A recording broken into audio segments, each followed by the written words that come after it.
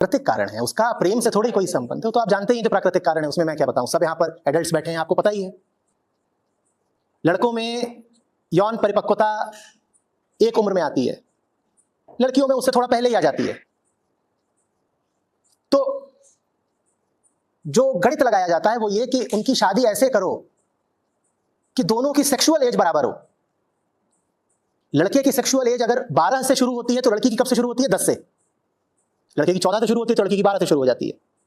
तो शादी करते वक्त कह दिया जाता है कि ठीक है, जब लड़की 2 साल पहले से ही शुरू कर चुकी है तो फिर 2 साल छोटी लाओ ताकि दोनों की सेक्सुअल एज बराबर हो।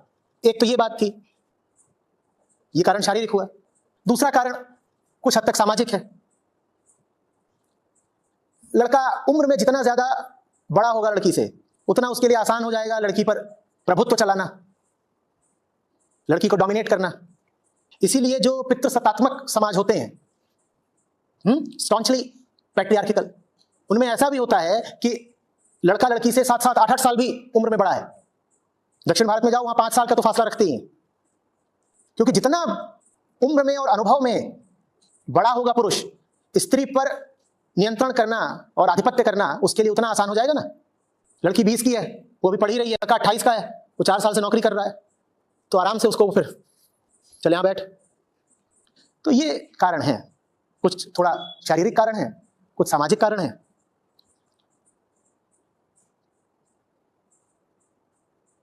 उसका अध्यात्म से, प्रेम से कोई लेना देना नहीं है।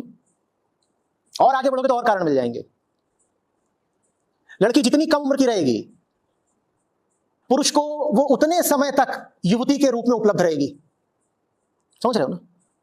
जितने कम उम्र की है उतने ज्यादा समय तक पुरुष के सामने वो एक युवती की तरह खड़ी हो सकती है। अब ज्यादा उम्र की है तो जल्दी बुढ़ा जाएगी, पुरुष की यौन इच्छाएं पूरी नहीं होंगी, तो कहता है और छोटी लेकर के आओ, लंबी चलेगी। इसीलिए तो कई लोग फिर बुढ़ापे में बिल्कुल छोटी छोटी उम्र की लड़कियों से शादी करते हैं। 55 के हैं, निकाह हो रहा है 15 की से, वो भी चौथा। ये कोई प्रेम थोड़ी उदित हुआ है। और आगे बढ़ना है तो और समझ लो, जितनी कम उम्र की रहेगी उतने ज्यादा समय तक सेवा कर पाएगी, क्योंकि जब आप स्त्री घर लाते हो तो सेविका भी तो लाते हो, कपड़े धोएगी, बर्तन मांजेगी, बहुत कुछ करेगी।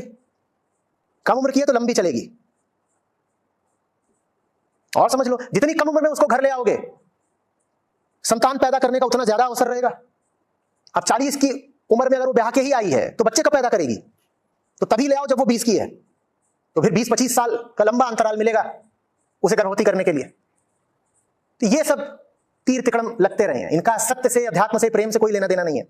स्त्री होना आसान बात नहीं है। कौन बनाएगा? तो आप बनाइए ना।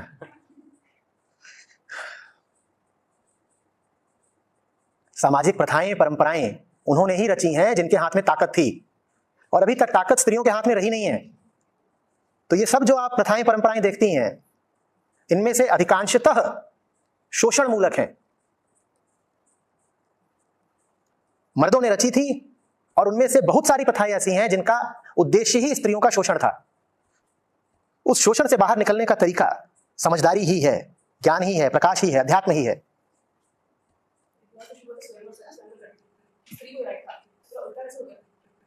जब स्वयंवर होते थे तब भी सब स्त्रियां नहीं स्वयंवर करती थीं। लाखों में कोई एक स्वयंवर कर रही होती थी तो आप उसको कोई व्यापक अर्थ नहीं दे सकती।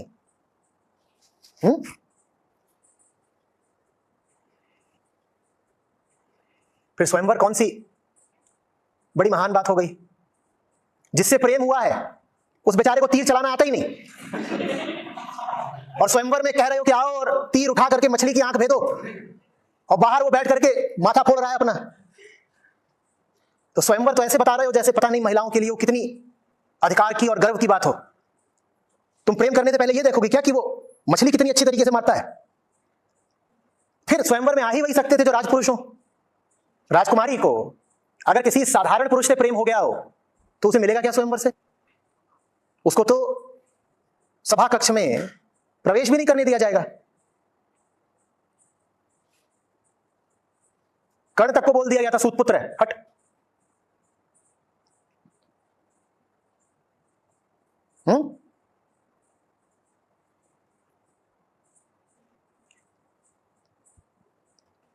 थोड़ी देर पहले मैंने कहा था सब प्रथाएं बुरी नहीं होती, न सब प्रथाएं भली होती हैं।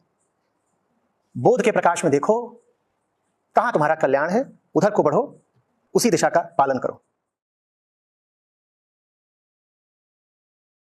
पृथ्वी, सूर्य, चंद्रमा ये बुधवार शुक्रवार जानते ही नहीं। आप चंद्रमा से पूछोगे आज शुक्रवार है बुधवार है, कहेगा ये क्या होता है। उस बेचारे को ये भी नहीं पता कि तुमने हफ्ते में 7 दिन रखे हैं, तभी तो तुमने न जाने कितने संवत चला रखे हैं। एक बताएगा कि आज फलाना वर्ष है, वो एक संख्या दे देगा, और तुम दूसरे संवत का पालन करोगे, वो दूसरा वर्ष बता देगा। अब कौन सा वर्ष सही है बताओ।